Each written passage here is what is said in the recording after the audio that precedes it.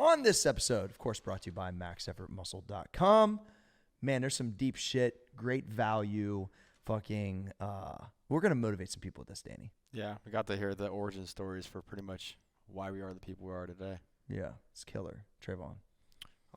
We're gonna help you figure out what to do with your life and how.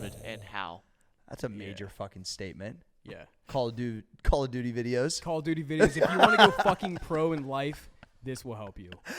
I'm not going to say anything else. This shit is like a straight wanger banger. Yeah. Let's go to the show.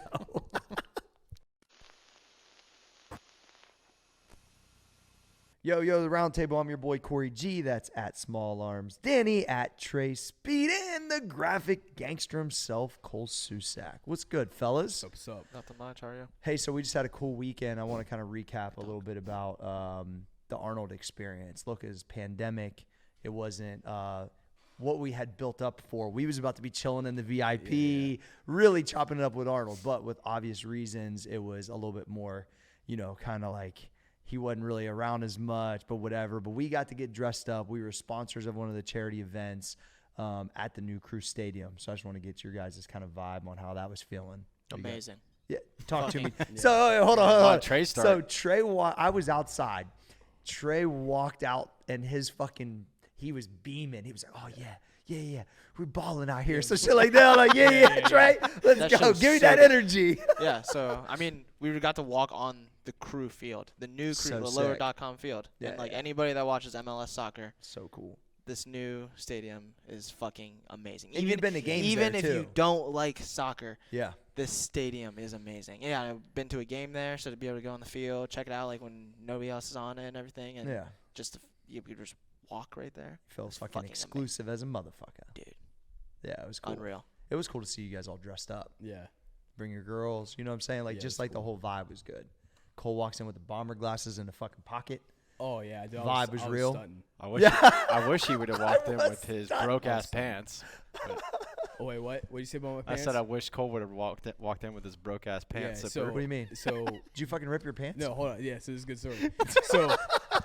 so like literally, it was like the thing started at 6. It's probably Yeah. like 5:30, and Yeah. I go to put on my pants, and I go to zip them up, and like the zipper, like the fabric where the zipper and the pants connect was completely gone. So I zipped them up, and I looked in the mirror, and I'm like, I had this huge fucking hole. Little And then- schmeckle? Yeah, your schmeckle just busted through. Yeah, my schmeckle was busting out. There's our clip. And so I had to make a last minute run to Target and get a new pair of pants. That's amazing. So that's why. So like, but my outfit was still good. I showed up it in was those fresh, grays. bro. Dude, I thought it was so funny because that's like something that would happen to me. No, yeah, 1000%. yeah, and That's I, hilarious, And Cole. the underwear I was wearing, it was like this fucking bright blue with sushi on it. And Michaela's like, you cannot fucking wear that. Because I was like, just give me a button or something like that, and I'll just put it together. She's like, no, you cannot fucking wear those. Oh, that's fucking great. Yeah, so this happened like 10 minutes before I had to leave. That is amazing. So were you already downtown? So you just ran to like Target somewhere real quick? Yeah, she lives like 2 seconds away from Target, That is Yeah. fucking hilarious. so it was great. Jeez. Hey, and you had your girl out. Obviously, she's pregnant and getting Yeah, her out and you know, about. coming How's off that? a pretty intense arm workout too. So I was kind of Facts. concerned if my jacket was gonna fit. So don't worry, it did. We're good. No, yeah, it was great to meet Trey's girl. I haven't met Trey's yeah. girl before, or Trebway, even though Trebway didn't introduce me to his girl. That so sounds about that's right. cool. Treadway's old school. Yeah. Old school. He's like, See- figure it fuck out Yeah. yourself. Yeah, it all made up for He it. wants you to hit on his girl. That's how Yeah. you would be. Treadway looked He dapper. wants though. you to. Dude, best thing about Treadway Treadway with the the beard mask. and the mask. Dude. Yeah, I the took a beard and mask. picture. Also, the fact Had that to keep that for our archives. he wasn't wearing a hat either. I never Yeah, see that's Treadway true. without a hat. That's true. He didn't have a hat on. But his button-up like plaid shirt. Yeah. Amazing. Yeah. Yeah, he was. He felt the most nervous to me about what he was gonna wear. Yeah. He talked about Dude, it it a was so lot. funny. He had a lapel pin that had the Crew on it. Did he really? I Yeah, didn't oh know yeah, that. oh yeah. Well, he came into the office the other day and he put on his jacket Yeah. in the office to Yeah, make sure it, it was fit cool. and stuff. It was really cool. And also, like, what I was, me and Dustin were talking about it. We've done a lot of this stuff. Some of you guys have once or twice, but like when this starts to become like kind of just part of what we do, you know what I mean? And then also getting girlfriends, significant others to kind of see that also then lends like, okay, these guys is working and obviously a ton of hours, and you get to do like unique stuff, and like it's all kind of part of it. You know what I mean? So it's like sometimes I lose sight of it because it's been part of my life for a long time. Yeah. But to get you guys involved, like I get more excited to bring you guys than to go myself at this point. Yeah. So. I always look forward to it, and then I was really looking forward to having Linda come. So Yeah. obviously, if she wasn't gonna feel well, like I'm not gonna force her to come and stand Sure. on her feet for hours. But Yeah. just to be able to interact with everyone outside of the office and stuff was awesome. It just looked like everybody was having a good time. Oh, for sure. She wished she could have been drinking, but I'm sure. Yeah. Yeah, and then having John Yules in town, one of our main, investors, just for him to get a chance to meet all you guys, and once again outside the office and that type of environment, that was really cool. So there was a lot of things happening. It was good to get everyone mixed in together because now if like Michaela comes around, like she feels like she knows, or had a chance to interact with Julie or, see Rach again and then meet Linda. Like, it's just like, it was cool. And like, obviously Trey's girl's really not around because she's in college somewhere, you know what I mean? An hour away. Yeah. Balling on the soccer field. So I was asking her, like, to be standing down there, you play soccer. Like, Dude. fuck, I don't even understand soccer, but she's like a collegiate athlete at it to be standing. That had to be awesome. Yeah, she thought it was awesome. Yeah. It's so cool. So, Arnold, well, you guys have all at least like been to that event one time before. Yeah. Like the Arnold interaction was like 5 seconds, but I got to tell the story because he's just good for one-liners no matter what. So, anyway, this is kind of how he operates. They have one thing set up. He comes in, blows up the whole thing, does whatever he wants, and then like I'm like hollering at him to try to just talk to him for like a quick second because he's dipping out or whatever, and take a quick pic. And I go to like dap him up with the hand. He looks, I got the presidential one. He grabs my other arm, pulls it up, looks at my watch and goes, "Oh, you big time now." So and then just kind of like gives me like a look and then walks away. So I don't know what to do with that. I mean, I was just like, this is gangster or whatever. Yeah. But it's just so funny. Like, he's so good for like that type of stuff. That is like what he is just great at. He's good at in the movies. He's good at in personal interaction. He's like a slut for a one-liner, right? Like Brian talks about or a quote. He's like literally amazing at it. Yeah. So my interaction was, a couple minutes, but I have one thing to bring away that's hilarious. Yeah. It's unreal. So. Yeah, I wonder if he probably thinks about that. He's like, I'm going to do something legendary that will make you never forget. I would argue that he's just legendary. Yeah. So I just think it's that just natural. Yes. Like he just naturally does. He's so good at. He's been doing it for so long, and I believe he understands the impact his interaction has on people, and so I think he's a master at making sure that they don't forget it. And I've been around him a ton, but it's still that way. Even like. Stuff when it was be like nonchalant interaction like before, like you'd still come away with some shit like that. I think he's just a fucking boss, dude. Unbelievable. Yeah. I know we've talked about this before, but can you talk about when you had breakfast with them, kind of like post MP? Yeah. Because, obviously it wasn't like the best situation, coming out of the Arnold line with MP and everything, but how he responded. Well, it was just mostly like he was, I think, going more towards like a mentorship type of setup where he was like, he knew that was like my first big thing, right? He's been through a million big things. Yeah. And so he basically just reassured me that it really just what happens next. You could have you could be like a one-hit wonder and you could just dissolve, or you could be like, hey, this is what I do and on to the next thing, how you respond. Not everything works the way you want it to. I think the fact that I didn't shy away from the interaction because I was like, trying to obviously keep the relationship and showcase like my value continued and just like our friendship really wasn't really about business anymore because I knew that Arnold worked with us not because of the business. That's not where he wants the business, but it has to be a certain level of like understanding of his likeness, the golden era, real lifting. I think I knew that he worked with us for a different reason, and I knew a lot of that reason had to do with me. So I realized that there was an opportunity for me to keep that relationship. So that's where I was like, I got to go right at this. And to be honest, I did the same thing with Tiger and it didn't work. If it would have been Tiger himself, it would have worked because me and Tiger was real cool. But it was there's a layer of respect. Steinberg is a whole different animal. Yeah, I mean, you guys can look him up. He's like a monster fucking agent. He was like stiff arm, fuck off, basically. But hey, but it still didn't shy away to go. I had that interaction before Arnold's interaction. Yeah. So it'd have been real easy to say, oh, this didn't work I know very that good. But I didn't. I didn't care. I was just like, fuck it. You know, what do I got to lose? He could do the Exactly. same. I already got stiff armed. He could do the same thing. I still think if I saw Tiger tomorrow, I wouldn't have that problem though. There was definitely a mutual respect. It was really cool. But once again, I got that layer. I got fucking stiff arm, but didn't have the same layer with Arnold because I ran into Arnold on accident at the gym, not on purpose. I was just in LA, wasn't even there to see him. And Yeah. we just saw each other at the gym, and he just invited me to breakfast. So there you go. You know, just between shoulders. Well, it's interesting to think about between Tiger and Arnold, how different they are. Because like Arnold's like all around like business guy. Well, Tiger is though too. They're the same, and I'll tell you why. Because they're both so great at what they do. Their work ethic is so insane. Their belief is so insane that I would argue both of them probably didn't really think this, but the way they viewed themselves, probably like they basically could walk on water. I think their confidence is at that level. Both of those guys are at that level. Because when I first met Tiger, I said to him, I just came from working with Arnold. And his first was like, well, what kind of shape's Arnold in now? Like, how's Arnold doing? Like, that's our first conversation. Because I knew the greatness, respect was there. So it was like when I walked up, Tiger was like tying his shoe on like a golf cart. And I'm like, yo, what's up, Tiger? And he was like, hey, Corey, how are you doing? Like, you know, and I was like, man, I just came back from working with Arnold, super inspired. And he was like, and then we went right to that. And then it was like, psh, just walking and talking. Easy money.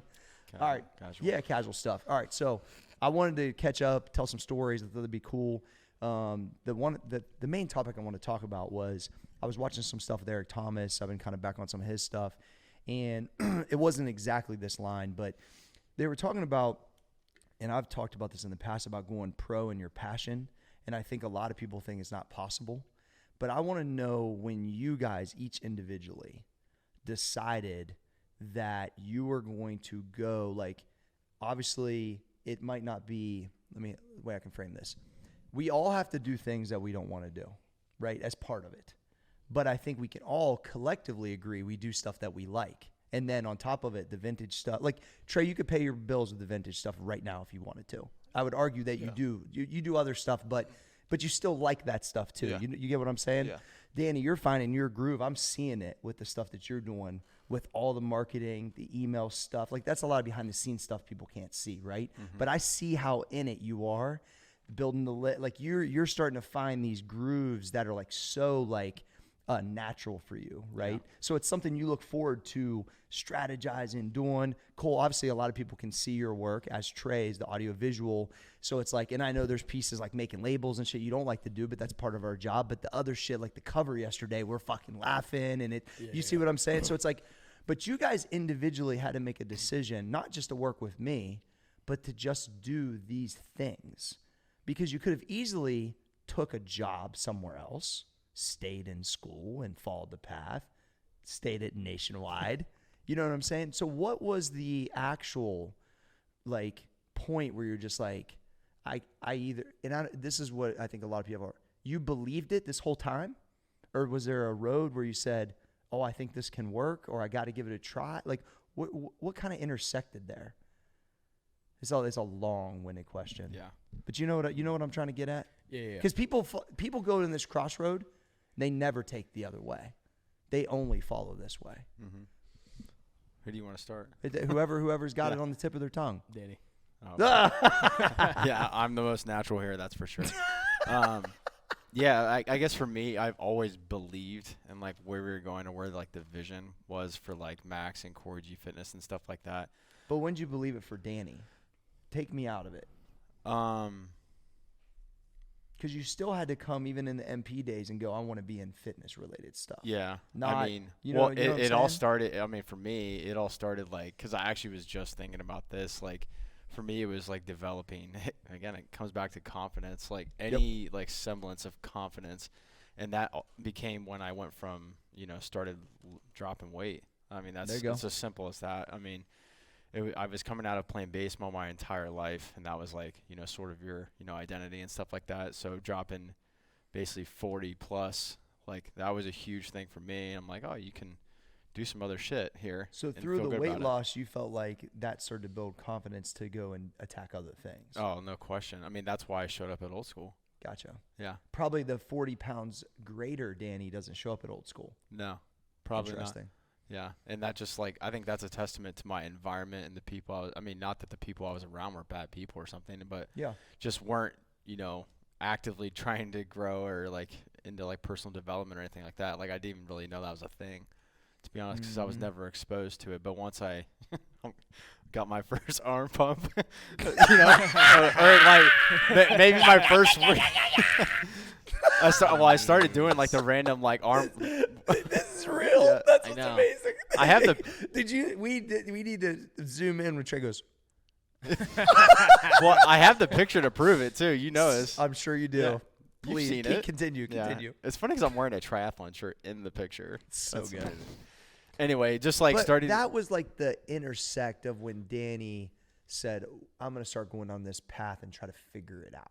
Well, that was the very beginning, yeah. Yeah. Because like I wouldn't have ever asked anybody for an internship flat out There like you go. that. Because like that was a whole nother thing of confidence. Because I'm not naturally somebody who's gonna just like, talk to somebody or confront somebody. Mhm. It's harder for me to do that. It's gotten easier over time, but it's something I have to actively try. I just to can't do. quit thinking that the small arms Danny like vibe is just so real. The origin It is so story. real. That just made it even better. Yes. His shock was Dude. That was amazing. I'll show you the picture. that really was amazing. Yeah.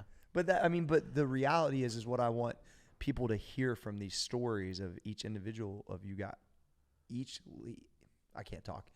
They might be sitting here going, I'm just going to go to the next sentence. They might be sitting here thinking, you know what? I do need to drop 20. And maybe that'll give me the, kind of the confidence to go take a chance. That's kind of what I'm getting at. Is Well, that it's was kind of the- like what you say when I don't know you're- what I just you're like, said, but- People don't know I get how what good you're they saying. can feel, yeah. and that's what I experienced. And then once you feel that, then it's addictive. You want fucking more. You of had a it small and win, more of it. and then yeah. you build on it. Yeah, and so like the internship thing, and then like, it was between my junior and senior year. The MP thing came up, but I didn't take it because I wanted to finish school. Mm-hmm. And then when I graduated, there was no MP job available. Yeah, and then yeah. 3 months later there was, and then it was like ball game, and I was in, Sure. for the 2 years, and then it just kind of slowly built up over time. So it was just kind of like a process of like figuring out what I wanted to do. I knew didn't want to be a sales rep my whole life, but I was like, I didn't give a shit But it because was I knew the it was entry starting point, though. Yeah. Yes. Because I knew eventually I wanted to be back in Ohio or, working in the marketing somewhere. I didn't care if I had to move to Denver or wherever. And then, once the Core G Fitness thing started and I was working remotely, it was fucking awesome. Yeah. And it just, that kind of snowballed and grew over time. And, I mean, look where we are today. It's Yeah. insane to think about. But all the way back, if you don't say, Danny, get your fucking shit together. It would have been a very different life. Interesting. Yeah. That's what I was trying to get to. Yeah. Who else is ready? I'm ready. All right, Trey, let's go. So Right at it, baby. So just like Danny, I would say like the very like key entry point foundation is like fitness, Yeah. lifting weights, all that. I think that is definitely like I would say like for all of us that's probably like the course. base entry. But then like where But it's also most people's hobbies, Trey. yeah. So then where it like expanded to me from that though is like I put together like that by training every day, all this kind of shit for like sports or to be an athlete and everything, that you can push yourself, be a better person, all this kind of things. So and then it transpired into like books. So where like when I read The Compound Effect, I think that's when it was like a wrap that lit for it me. for you. When I read The Compound Effect. And The Compound Effect doesn't even have anything to do like with like I mean it has to do with like personal development, but it's like more like just reminding yourself like the discipline to do shit. It's not actually about like how to do the shit or No. stuff like that. It's not about that, but just like reading that like if I can push myself to do these things that are along the lines of what I want to do, it's Mhm. all going to pay off. Consistently. It's Yeah. it's all going to pay off. So And that's so- what matched up the worlds. Yeah, it was reading and shit like that. Yeah. And then like coming like to here though, like coming to like Max Effort and Core G Fitness and all that, like I don't know, that was like weird, like it was like a weird timing for me just because like I was at college and I decided I want to drop out. I don't know. Like I was just Fucking betting. you fucking loser. I mean, I was just like, I just like bet on myself though because like I knew I could figure it out one way or another, and like I was like I already like I told my like before I had that lined up, all I was gonna do is I was gonna basically like work some labor job just to stack cash, and pursue like and I guess this is where it is. Okay. Pursue Here's the and sauce. and I was gonna pursue the modeling because I knew if these motherfuckers would pay me this much money to take pictures of me, do this kind of shit, I can do that in anything. Yeah. True. So Nice. I was pursuing. That's when I started like pursuing the modeling shit, and I was like, if I can do this, and I can. There's floodgate of other things I can do that don't have anything to do with modeling, but it's the confidence though to do all this other shit though. And that's when I was like, yeah, I can figure it. I'm gonna figure it out. So it's like you searched it out, found it within the compound effect. Mhm. It matched up some stuff that made a lot of sense, right? Then you started building those blocks, and then confidence from the modeling, seeing that money that can be provided for that item of Yeah. work. So you're like, why can't it be with these other Why things? can't it be provided for something I'm like way more like actually passionate about? Yeah. You know? So it started to make sense. Yeah, because I was like, if someone's wanting to take pictures of you and pay that much money, like, Yeah. bro, there's other shit out there. Like that's it. That's funny that somewhere you- else. It's funny that you say that because I had that. I forgot about this part of my life, but whenever I was doing the fit modeling for limited brands, I was making $60 an hour, and I remember thinking the same thing because I was training clients then because I was like 20 or Yeah, so you're like, 21. why can't a client pay me just $6 an hour? Correct. And I was just standing there with jeans on or whatever and letting all these like European people fuck with me and look at me. So weird. But it was awesome. I would work for like 3 hours and make like 200 bones. I was like, I told Rich, I was like, we're going to be fucking rich. And then, dude, just like, you know what's so funny is when they were like, the one European dude got like real nervous. He's like, the pocket's puckering because my quads were too fucking big. And they were like fucking tripping. And I was like trying to like hold everything in because I'm thinking, I'm about to fuck my gravy train up. Oh my god. And then I had no clue how to make my quad smaller. So I'm running, I'm making them bigger. And then, dude, it was all bets off. They fucking fired me. Were they out there like rubbing baby oil and stuff on Dude, you or what? my quads were Damn. my quads were too big, and they made the pockets pucker. Lost me about 100 Fuck. G. It's too jacked. So anyway, That's the worst but adjective you could use. but is I- pucker. that's what they said. But I did believe that though, Trey, because I was like, wait, somebody just paid me $60 to basically stand here with my shirt off and jeans, Yeah. which is fucking hilarious. So why can't I have a client pay me? So yeah, no, I forgot makes about you realize. that part. I think it like makes you realize there's a lot of money out there. Oh my gosh, yes. And a lot of That's what people. it makes you. That's what, like I think that's like what it made me realize was like there's money out there. Yeah, Anything you and I want to can do, get it. and you can do it. Yeah, fuck yeah. No matter what the passion or hobby, Yeah. the passion or hobby is. If you want it, you'll figure it out. Feeling like fucking Kanye. Go. Yeah. I did.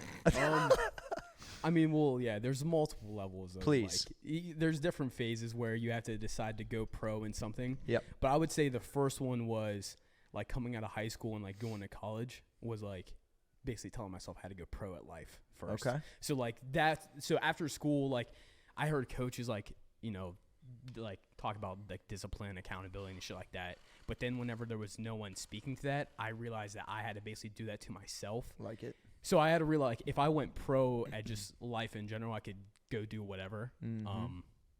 But then like, yeah, I guess like going to school, I guess like what I do now, it was whenever I just took the fucking desk and like. That's what I'm saying. sat You it made there, that decision that Yeah. day. They're like, this is like I'm putting my flag in the ground, and Yeah, this like, is what I like there do. was like, yeah. So first step was going pro at life, and then the next step was at least trying to go pro and make a spot with like design and like photos and shit like that because I had like similar, like I kind of knew it already, but I was like I could like give this a shot and see what happens. You always knew you had like an eye for it, Cole.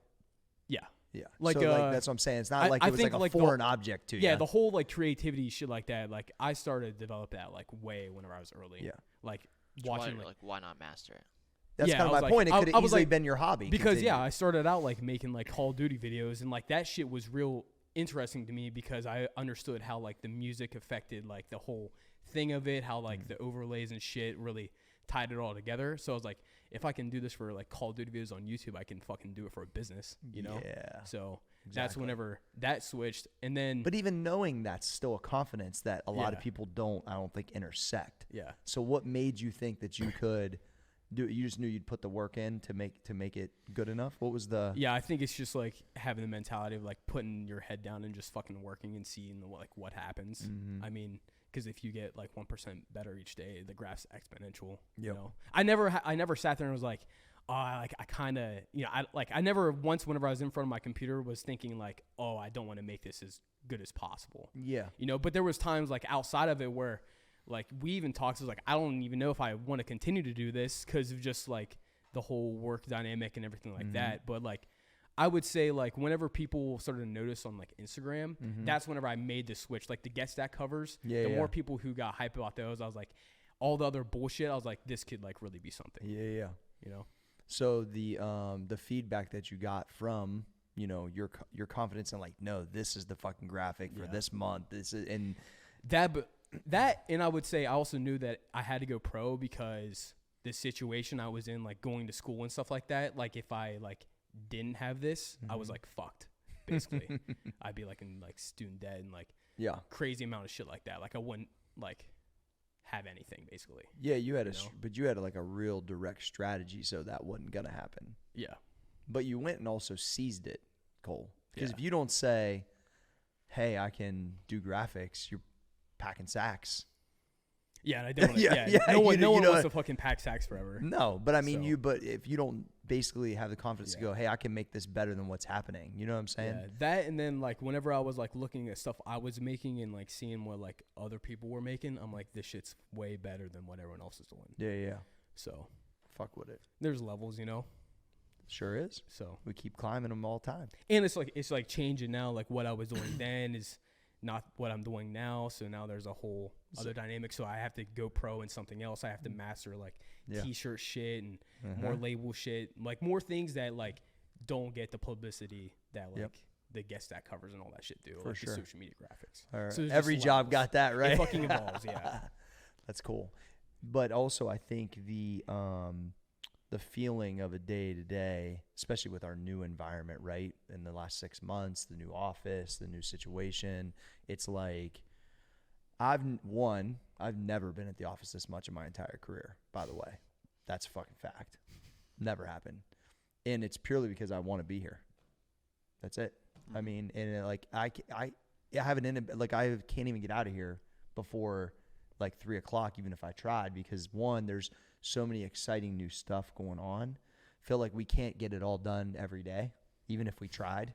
It's like impossible, right? So it's like, but I don't mind that because even the things that are arduous and need done, like I just know the bigger picture of protecting this is worth it all. Protecting our like agility, protecting like our the fun that we can have, the creativity, like that's really what I think about when I'm building these businesses, is protecting that.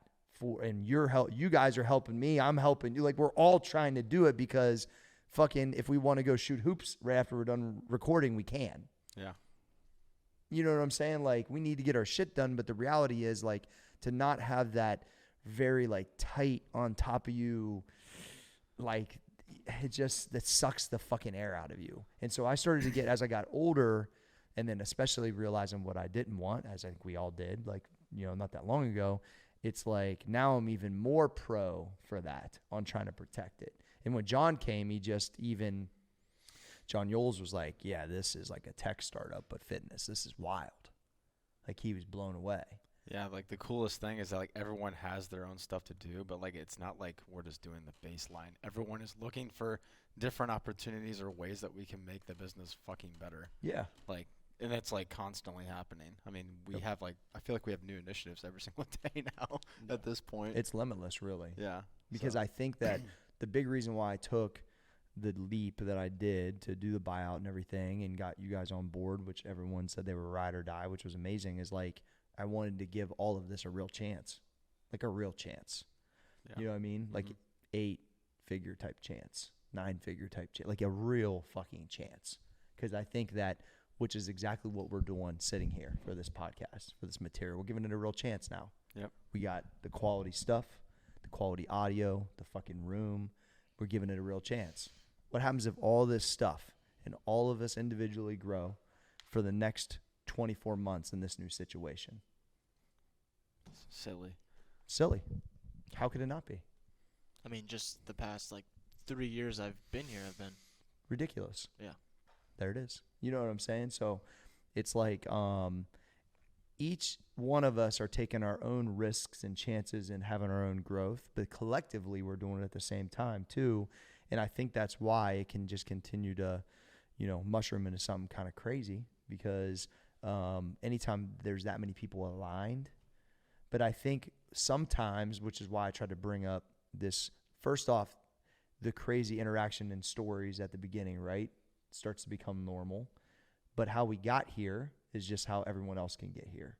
And it has to be those different situations that you guys all articulated. They're all going to go through those. But then also understand that once you make that decision and you even get one small win, there could be multiple shitty things, and then you get another small, it's more like once you're down that path, you got to stay on it, because I just didn't give up. Like Nipsey said something the other day. He's like, I didn't have some ultimate poise. I just didn't quit.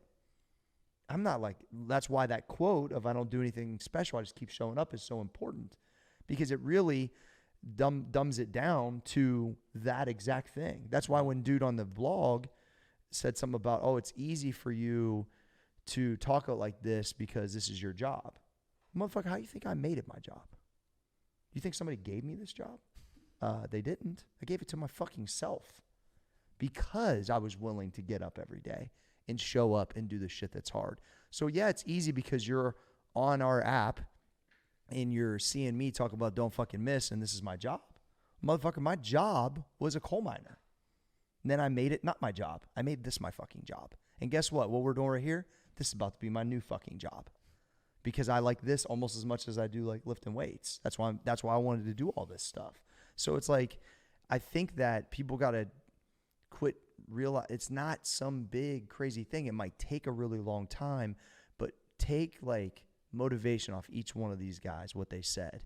Find out what that is for you, and then just keep fucking showing up. That's what's sad about Nipsey passing, because he was just getting a chance to see it all happen with the victory lap.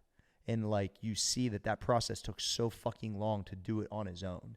Because I always felt the kind of same way, when we started building MP or we're building Max or any of these, we ain't have some big situation put us on. Mm-hmm.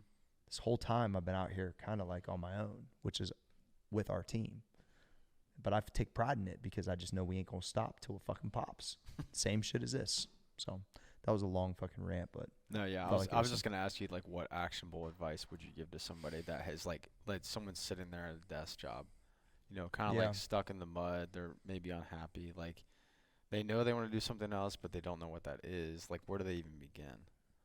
I mean, that's a hard question. Yeah. To answer, Well, I though, think you got to look at really what your hobbies are first. I was telling Trey, when I saw that Hellbilly dude that came through, what was the other guy's name you brought? Tim, which is a listener, which is awesome. These dudes, and including Trey, I found a love through Trey for the vintage stuff, right? But when I think about when I was dealing with the homage guy, he looks just like these guys. He has the same passion. You run into him, he's got 9 different things on. They're all super unique. That's how he came up with that brand. It does fucking $15 million now. He's got multiple stores. He brought the vintage world to a more mainstream situation. But if you go to the store, especially the one in Columbus, NBA Jams, he's got all this one-off stuff. It's all thrifting and vintage stuff that he did. So it's you see how somebody took it and then not only just paid the bills, but then took it to a brand that has a fucking store at the outdoor mall, for God's sakes. Really interesting. Yeah. So I think that you gotta go after your hobbies. Cole's making videos for fucking Call of Duty. That's a hobby. I was also in 5th grade also. But still, it was I want to see these videos now. Could have been a job. Yeah, I wish I would. Yeah, it could have been. Yeah, you I was playing with the might have been a FaZe FaZe guys, Clan. dude. I was playing with those guys. Cole might have been on the cover of Sports Illustrated. But the thing is that, but still, it was a hobby So I think you got to look at So it's what like identifying. I think you those got to and look then- at which lifting is most people's hobbies. That's why I try to remind them that it's not mine. Like often, Mhm. your buddy at work that said you shouldn't do this exercise doesn't do it for his fucking job. I do. It's a difference. Mhm. Big difference. The lady came in one time. My friend at work said if I do too many weighted crunches, it's gonna push my fat out. Where'd you Cool. read that? Who told you that? Oh yeah, well, there's a buddy at work. What's he look like? Okay. All right. That's exactly what I said. Good talk. Yeah. Yeah. Nice talking to you. Yeah. So it's like, Smell ya. yeah. So the reality is like, but I think it has to start there, and then like Trey said, then try to master it. Then see, is there anything? Especially now in the world, there's so many opportunities with the internet. Then is there an opportunity to create content, have a service, and do things at an entry point level for what you love? You knew the MP job wasn't the end point. We don't even know what the end points are. I could argue that all of us are at entry. Well, like points the still other to some thing- degree. The other thing too is just simply like either if you have the ability to surround yourself with a few of those people, like for vintage, like if you hung out with Trey, like you're obviously gonna pick up on like stuff you can't really talk about. Yeah. Like when you're walking around through thrift stores or whatever. Beefy tag. I mean, Beefy tag. I mean that's why I kept showing up. You know, I knew it, Yeah. like it was like inevitable almost. I had that feeling. So I would also say that people get like, if they want to make the next step, get used to being fucking busy and having a ton of shit to do. talk about that, Cole, because it's- that is something that I think it's, goes a little bit missed. This also goes in levels. Yeah. But like starting out, whenever I was in school trying to learn all this, I was busy non-fucking stop from going to class, actually studying that shit, and then trying to learn everything on the computer. It was never fucking ending. Yeah. Like I was busy all the time. I was really burning the bridges Oh, on yeah. both fucking sides. Oh, yeah. And trying to train at 4. Yeah. But like I viewed that as like, if I can get through this, It's like your boot camp player. this is literally like every day was squatting with fucking 4 bands on.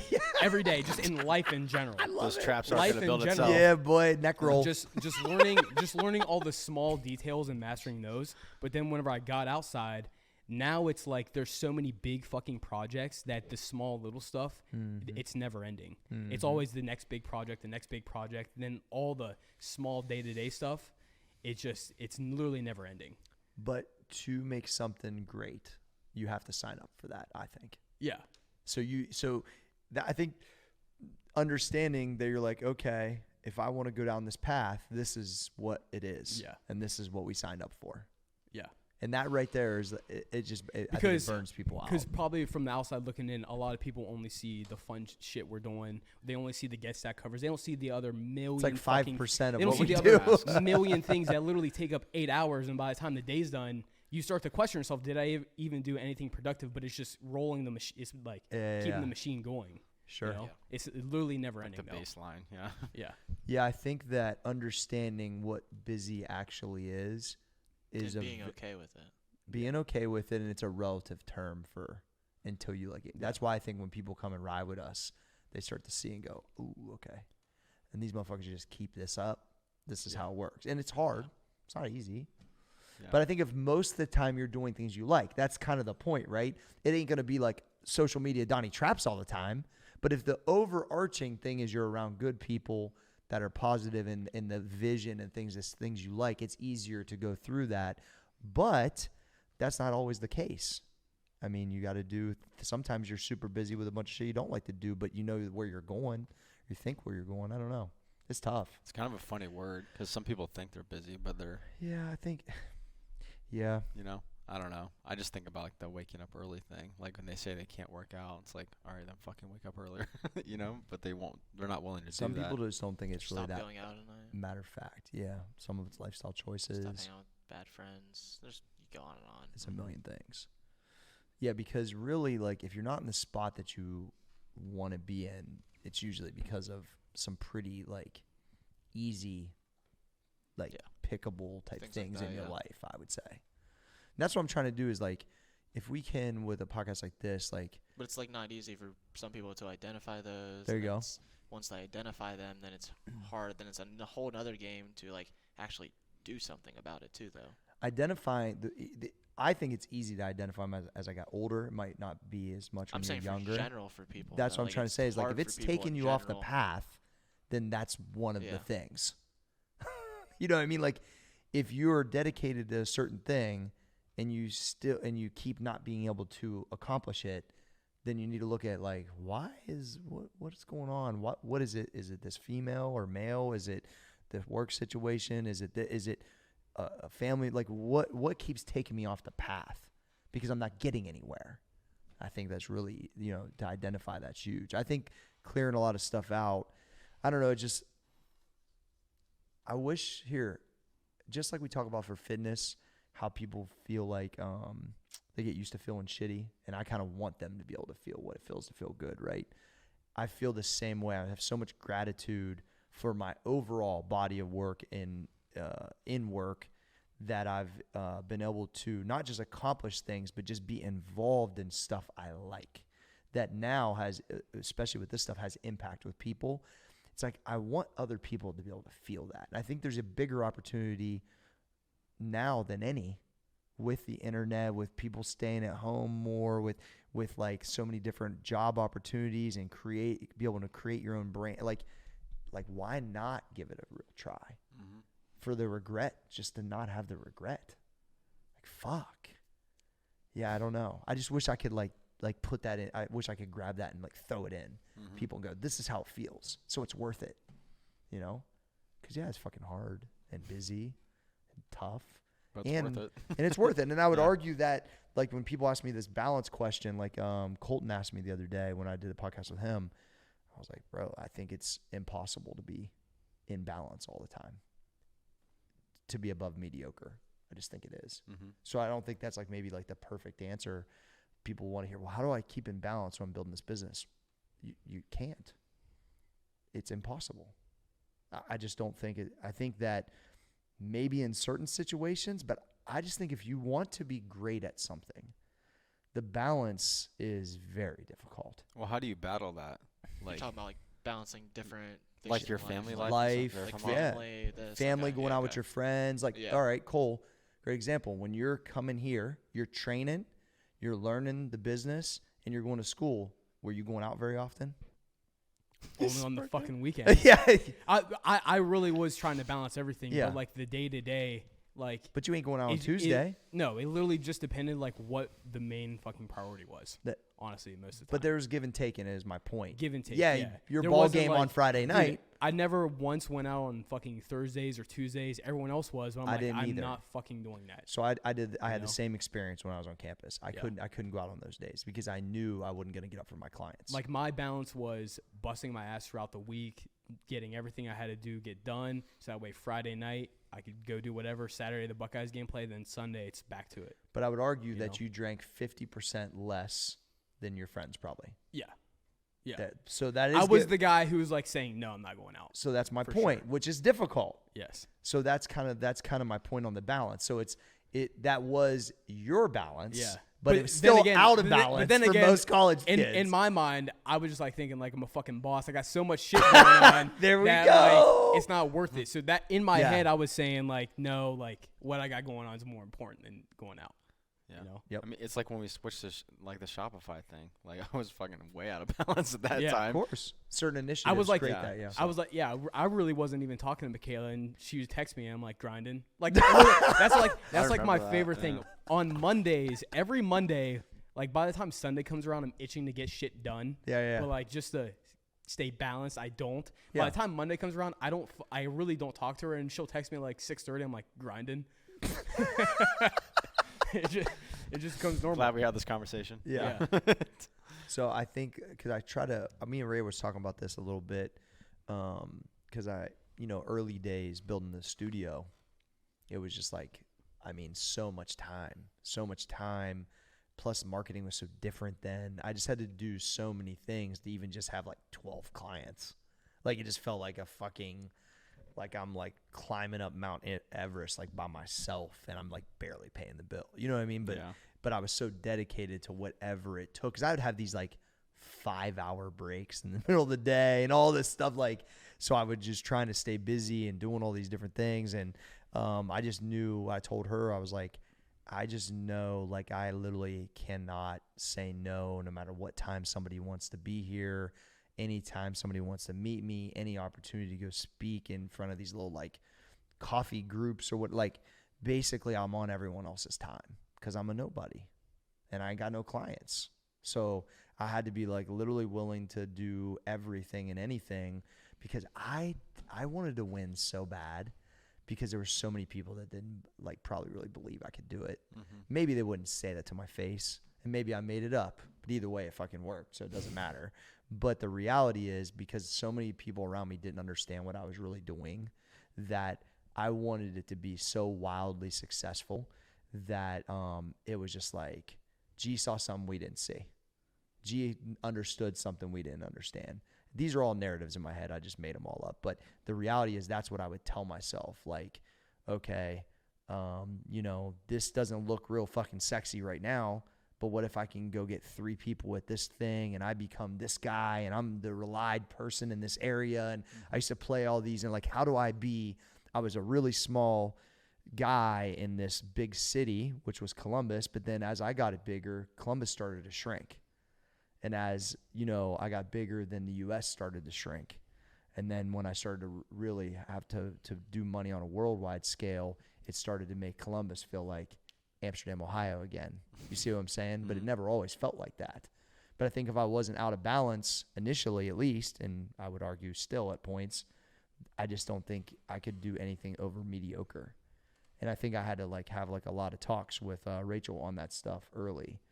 Which Jake Emery is very similar to that right now. I think if you talk to Jake Emery, he has a hard time being, like, not super serious because he's so in it right now.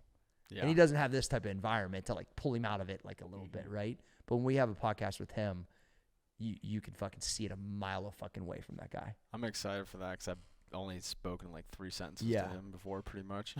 Yeah, probably because he's so serious. Yeah. Well, I feel like I don't know how to talk to him. He's scary, too. Yeah. Scary. Yeah. He's a unit. Yeah, for sure. But I mean, you can feel it on him, right? Like the numbers he's doing, the business he's building right now, like I remember, like I feel it. Yeah. So it's interesting. But all right, I don't know. We just talked about a lot of cool shit. You guys got anything else? It's pretty good. Cole, you sure? You look like you got something to say. I'm good. You feeling awesome? I mean, that was a lot of shit. It's like some deep shit. It was kind of like a little therapy session. Yeah.